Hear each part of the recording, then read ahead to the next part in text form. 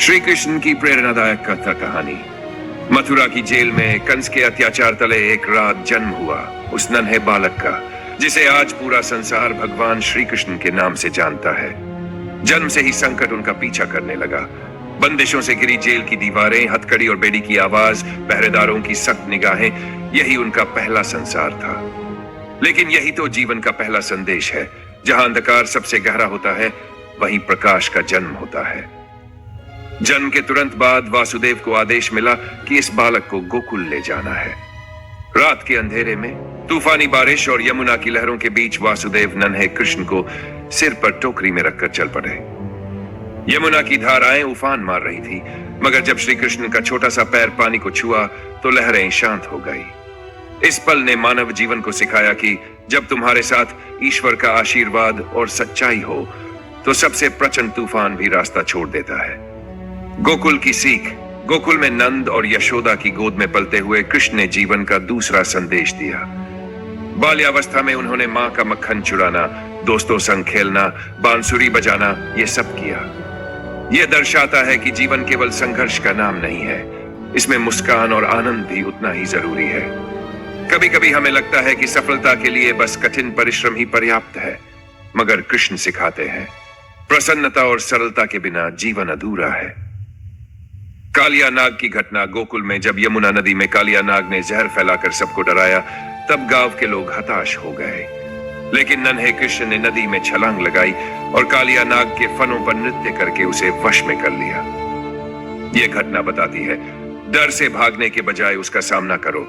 जब तुम साहस दिखाते हो तो सबसे बड़ा विष भी अमृत में बदल जाता है। गोवर्धन पर्वत। इंद्रदेव के प्रकोप से गोकुल वासियों को बचाने के लिए श्री कृष्ण ने अपनी छोटी उंगली पर विशाल गोवर्धन पर्वत उठा लिया। 7 दिनों तक लोग उस पर्वत के नीचे सुरक्षित रहे। इस घटना से एक गहरा संदेश मिलता है, जब तुम दूसरों की रक्षा और भलाई के लिए खड़े होते हो तो असंभव भी संभव बन जाता है। सच्चा नेतृत्व वही है जो अपने स्वार्थ से ऊपर उठकर दूसरों के लिए त्याग करे। रुक्मिणी हरण। जब रुक्मिणी का विवाह जबरदस्ती किसी और से तय किया गया, तब भी कृष्ण ने उसे अकेला नहीं छोड़ा।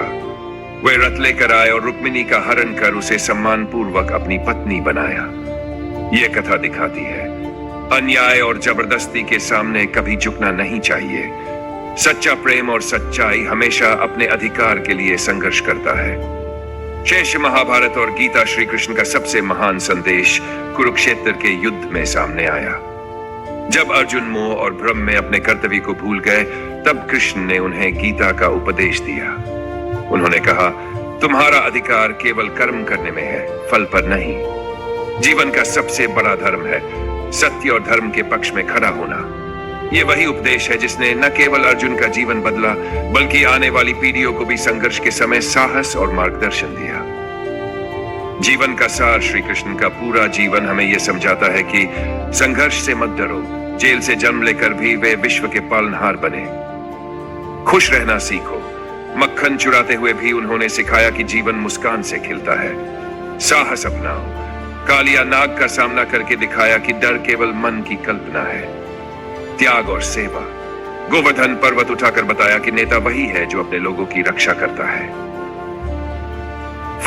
अन्याय का विरोध। रुक्मिणी हरण ने दिखाया कि सही के लिए लड़ना जरूरी है। कर्तव्य ही धर्म है। गीता का उपदेश हमें हमेशा याद दिलाता है कि जीवन का अर्थ कर्म है, बड़ी नहीं। भावनात्मक संदेश। जब हम अपने जीवन में हार मानने लगते हैं, जब परेशानियां हमें तोड़ने लगती है, तब श्री कृष्ण की मुस्कान याद करो। वे हर समय मुस्कुराते रहे, चाहे युद्ध भूमि हो, चाहे कठिनाई। मुस्कान उनका सबसे बड़ा शस्त्र था। विश्वास उनकी सबसे बड़ी ताकत थी और प्रेम उनकी सबसे बड़ी पहचान थी। निष्कर्ष, श्री कृष्ण की कहानी केवल एक धार्मिक कथा नहीं, बल्कि जीवन जीने की कला है। वे सिखाते हैं कि हर कठिनाई एक अवसर है, हर दुख के पीछे एक शिक्षा है और हर संघर्ष के बाद प्रकाश है।